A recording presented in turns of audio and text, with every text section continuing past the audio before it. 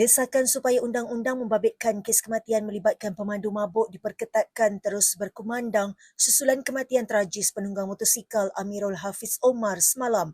Pendakwah bebas Ustaz Wadi Anwar misalnya mencadangkan agar pampasan atau diat diberikan kepada keluarga mangsa. Tegas beliau, hukuman penjara ke atas pelaku tidak mampu untuk menyara anak dan isteri mangsa yang hilang punca pendapatan.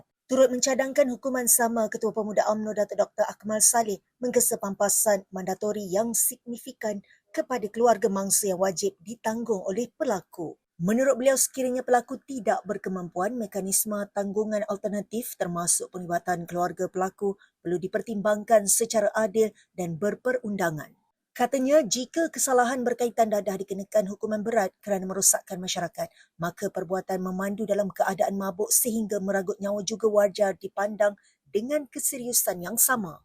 Serentak itu, beliau menggesa Menteri Pengangkutan serta semua ahli parlimen tanpa mengira blok politik untuk segera membawa usul dan mengambil tindakan legislatif yang tuntas.